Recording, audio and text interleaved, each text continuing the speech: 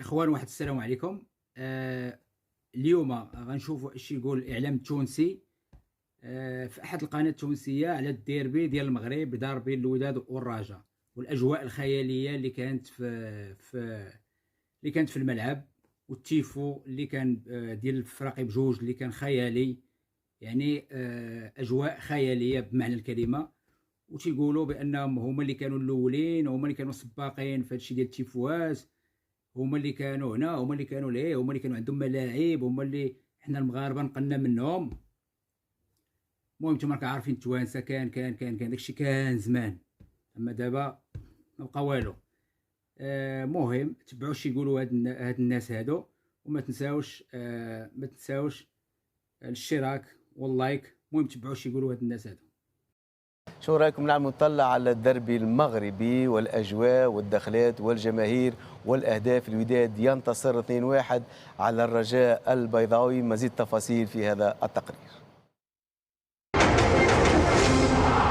ومن جماهير فريق الرجاء، هذوما صور اللي كتعطي دائما القيمه الكبيره ديال الديربي مدينه الدار البيضاء، هو افريقيا وعربيا لما تحقق على مستوى الالقاب فريق جمعيه نيجيريك من النيجر.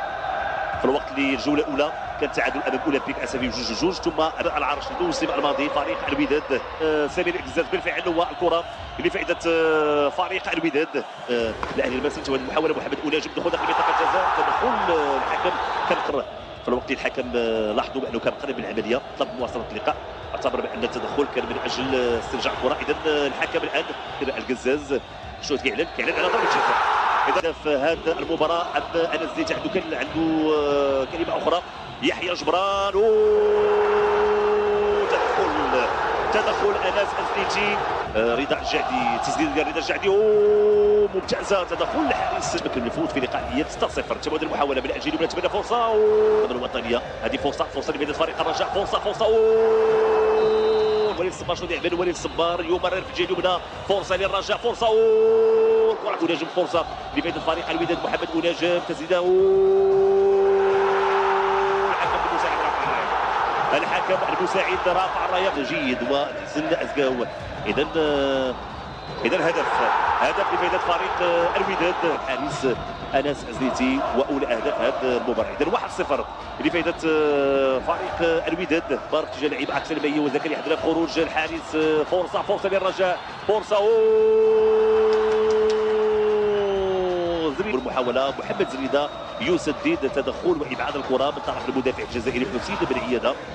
يحيى عطيه اطلاق، رفعت الكره داخل منطقه. فرصه والثاني للوداد، الثاني لفريق الوداد بواسطه تسامبو جونيور الذي يتمكن من وضع الكره في الشباك. في الوقت اللي تحدثت على استغلال الكرات الثابته، بدات الزاويه لعبت كره دائريه راسيه. فرصه وتدخل وابعاد الكره في الوقت اللي نزلت الكره.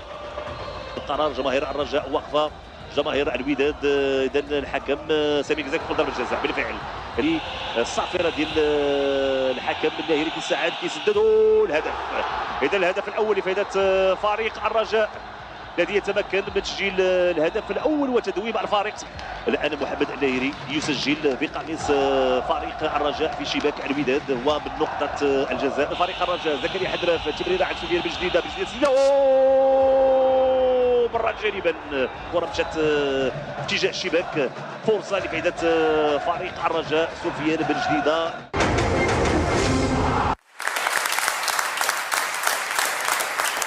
متصر اليوم البطولة المغربية وخاصة الدربي المغربي ولا يجلب الانتباه، ولا الناس تتفرج في المقابلة هذه، تتفرج في الدخلات، الاجواء نتاع الجماهير، الاجواء نتاع الملعب، التنافس. لو انه المباراة ما ارتقتش الى مستوى كبير، المستوى كان متوسط وتحت المتوسط، لكن الاجواء اللي دارت فيها المباراة والشو اللي صار اكيد يخلي الناس كل مهتمة ببطولة كانت منسية الى حد بعيد. جماهير نتاع زوز فرق، جو كبير برشا، ديربي بالحق معناها فري ديربي. مش كان ماتش الوداد والرجاء، حتى مقابلات الاخرين تشوف البطوله المغربيه، تشوف كاليتي نتاع لي بولوز، تشوف التيرانات اللي يلعبوا فيهم، معناها فريمون تقدموا برشا سورتو او نيفو انفراستركتور. بعد المقابله صحيح ما ارتقتش المستوى عاليه، ما انا شفت الماتش هي الفرجه كانت على المدارج بصراحه. فرجه اكثر. اما حتى الماتش بار مومون ما كانش خايب، بار مومون ما كانش خايب الماتش. حبينا الرجاء يربح خاطر منذر الكبير، تحيه ليه طبعا تونسي منذر الكبير.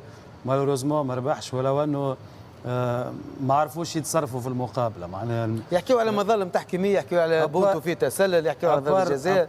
ابار المظالم التحكيميه يظل اللي عمل الفارق هو الاكسبيريونس. معناها كي تشوف ليكيب تاع الوداد فيها 7 ملاعبيه من على 11 لعبوا الفينال شامبيونز ليغ، وحتى معناها لي دورا تيرول جارديان ميليو تيران كامل، حتى ونجم اللي جابوه معناها ولد الوداد ما يتحسبش ريكروتمون، معناها لوساتور موجوده. الرجاء يلزموا شويه وقت خاطر 7 ملاعبيه جدد، معناها فريق بريس كله جديد ما عدا اللاتيرال دروا وجوار كولوار كلهم جدد والجارديان. دونك ميليو تيران كله جديد، خسر ملاعبيه مهمين كيما نجوما كيما لاتاكون كان عندهم. دونك ماهوش من باب الصدفه كونه الرجاء عمل اون سول فيكتوار في 6 مقابلات. يلزم شويه وقت، مترشح عمل منذر 2 انتصارات في الشامبيونز ليغ، مترشح الفاز دو بول. اما المقابله هذه كان نجم يعمل خير، ولو انه حتى في الاحصائيات نسبه امتلاك الكره، لو نومبر دوكازيون، لو نومبر دو باس، الرجاء كان خير، اما الوداد كان بلوز افيكاس وكان بلوز اوبورتونيست، معناها ضيع ضربه جزاء بعد 2 كور 2 اهداف. الطريقه اللي قبل نتيجه منطقيه بالنسبه لك انت؟ سامحني، منطقيه النتيجه تعتبرها منتصر؟ الرجاء كان ينجم يخرج باقل حاجه بالتعادل حسب راينا على المقابل. هذا فنيا يعني في قراءه لمنتصر الوحيش، لكن نحكي على شو، على الاجواء، على الامبيونس اللي كانت موجوده في الملعب، واللي بصراحه معناها كانت عندنا احلى في صداتنا. هذا الساعه قبل ما ندخلوا للشو، الواحد اليوم من عجب العجاب اليوم منصري يحلل في مقابله الوداد والرجاء و7 ملاعبيه جدد، والاخرى يلزمها شويه تتاقلم ورير دروا. مطلع على ادق التفاصيل. اليوم نضم زوتي معناها في بطوله نتاع تحكم فيها كونيكسيون، سي مجيد ينجم يحللها من 7 ماتشات، اليوم منصر يحلل في ماتش نتاع الرجاء. معناها راهو بالحق وين نحبوا نمشيو. اليوم فما نظام كبير برشا، الدخلات اللي كنا نحن الرايدين فيها، بنيه تحتيه قويه برشا، نظام كبير برشا، تيفوات كل درج ودرجين وربع ساعه يعملوا في دخلات، معناها شيء بالحق. اليوم العباد هذوما هربوا بينا، وخلينا نقولوا وهربوا بينا برشا وبعدوا علينا برشا. تشوف استاد كيفاش، تشوف الامبيونس، تسمع الحس، معناها تعمل بون كيف. اليوم تلعب في بطوله تلفزيونيه تتفرج عليها الناس الكل، العالم كله برمي، معناها خلينا نقولوا برمي الدربيات القوى، واللي اليوم معناها جماهيريا معروفين. اليوم نحن مالوريزمون هما وين ونحن نلعبوا في بطوله تحكم فيها دي بي نتاع كونيكسيون، نجم تفسد لك اللعبه كل ومشت على روح. حسن الزغدودي اشدت في اكثر من مناسبه بالملاعب، بالاجواء، بالدخلات، اليوم دليل على انه الناس كل تهتم وتتابع الدربي المغربي. أشرت عبر 9 سبور أعتقد أنه في نفس هذا التوقيت تقريبا منذ 3 سنوات كان لي شرف الحضور وتغطية مباراة ب8 أهداف بين الرجاء والوداد، وكان فيها تيفو استثنائي. لن أعود إلى المقارنة والمماثلة المغربية التونسية، هما فين وإحنا فين، ونوع من البكاء على الأطلال. أنا في سياق رصد الظاهرة المغربية، وبالتالي أؤكد ما قالوا صابر وما قالوا منتصر. الظاهرة المغربية ناس خدمت على رواحها. عندك ببساطة الديربي ب7 8 فرص واضحة، بضربة جزاء ضايعة و3 أهداف. ستاتيستيكمون هذا هو الديربي، وينجم منتصر وناصر وحسام ومجيد يخرجوا أرقام أخرى. منتصر الوحيش يحكي كل شيء. أنا نقول أنه المغرب اشتغلت، وبالتالي هي بصدد جني ثمار هذا العمل. فما استقرار في الجامعة الملكية المغربية لكرة القدم، وفما دولة وحكومة وراء المنتخب وراء الكرة المغربية. اوبن بادجت. أنا نقول لك كانوا في المغرب ويجونا كثير للخليج وكذا، وفما يعني علاقات توأمة وشراكة مع الاتحاد الإماراتي وكذا، يعني اوبن بادجت، ميزانية مفتوحة من الدولة المغربية ومن الملك رأسا للجامعة المغربية وللمنتخب، لأنه المنتخب هو صورة البلاد والبطولة هي صورة البلاد. وبالتالي المغرب ما زالت ستجني ثمار هذا التنسيق وهذا التماهي بين حكومة البلاد وملكية البلاد والمنتخب والجامعة. بعدين شكون رئيس وشكون وزير وشكون يدرب في المنتخب، هذه تفاصيل تختفي وراء اسم البلاد والعباد. وانهي بالنسبه للديربي المغربي، الوداد استفاد استفاده كبيره بما انه يخلي وراه الفيس والفار، يخلي فتح الرباط والجيش الملكي اللي هما ب 12 نقطه، الوداد يختلي بالصداره ب 14 نقطه، والرجاء للاسف ومن سوء حظ المظهر الكبير صديقنا في بلاطو التاسعه يوخر للمرتبه 12 تعادل، سوري يعني انتصار وحيد، 3 تعادلات، ويعني الحصيله ب6 نقاط، لكن المنظر مازال الموسم طويل ومهم ان بدايه صعبه للرجاء حتى قبل مجيء منظر الكبير. بدايه صعبه حتى قبل الوصول. هو عمل 3 مقابلات، هو عمل 3 مقابلات فقط، عمل 3 الاولانيين. ومهم جدا انه يكون مدرب تونسي في الليج برو. حسام، ما عندكش نقطه تحب تركز عليها في علاقه بالاجواء والحضور الجماهيري خلينا نقول النسق حتى نتاع الدوري المغربي؟ شوف عادل، لان كما قال حسني هذه وجهه البلاد اليوم في البطولات الاوروبيه ولا في البطولات حتى في امريكا الجنوبيه، باش يتلهاو مثلا بدوري ولا بديربي هو بالدخل الجماهيريه ليس بالمستوى الفني. وقت اللي يشوفوا هذا التيفو ويشوفوا هذه الجماهير، ناس تولي تتبع الصور يهبطوها في كل المواقع في كل الصحف حتى في اوروبا وحتى في امريكا الجنوبيه. احنا قبل كان يقول دربيات في تونس الناس على الجماهير وعلى الدخل، الناس تتبعها في كل العالم. اليوم اذا انت تدخل جماهير فريق واحد ولا ما تدخلش الجماهير، ولا اللي قل 18 ما يدخلش، واللي عنده هكا ما يدخلش، وهذا تعاقب، هذا توقف، الناس ما عادش تتبعك. اليوم احنا نتفرجوا عادل على الوداد والرجاء لانه هو الدربي.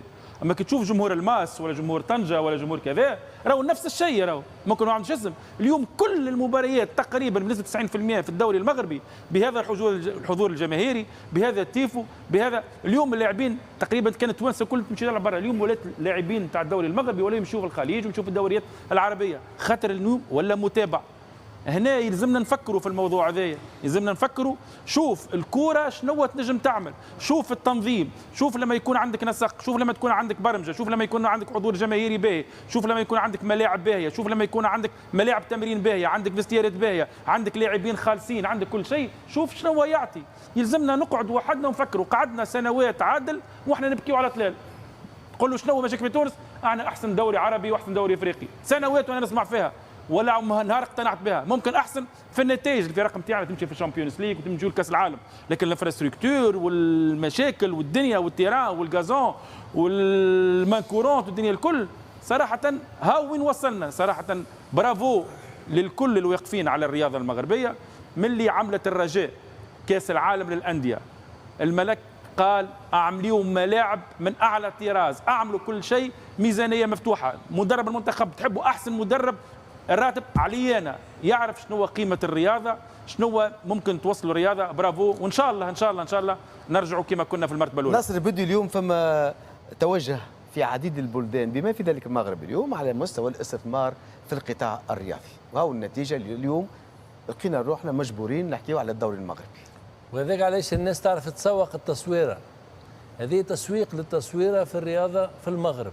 اليوم التسويق ما يجيش هكاك، راهو ما يجيش ترقد وتقوم تقول انا نحب نعطي ليماج المزيانه، استادات معبيه والناس شيخه وتحضر استادات وزوز جمعيات تحضر بالطريقه هذه بالشو هذايا. هذا لابد تكون فيه وراء استراتيجيه نتاع دوله كامله، يلزم تحط كل امكانياتها باش نجموا نلقاو التصوير هذه. وهذا هو راهو التسويق اللي نحكيو عليه، كيما نعملوا اوتيل مزيان ونمشيو الريستورون مزيان وكيما نمشيو الفندق مزيان وبلاد شبابه، زاد كيف نشوفوا ملعب مزيان وفي جماهير وفي حضور جماهير وجماهير يكون حضور مكثف، نعرفوا نسوقوا ليماج. انا نتذكر عملناو كي مشينا قطر حكاو لنا على القطريين من وقتاش بداوا يخموا في تنظيم كاس العالم. قال لك 30 سنه القد التالي يخموا، قالوا راهو بعد 30 سنه باش ننظموا كاس العالم. وشوف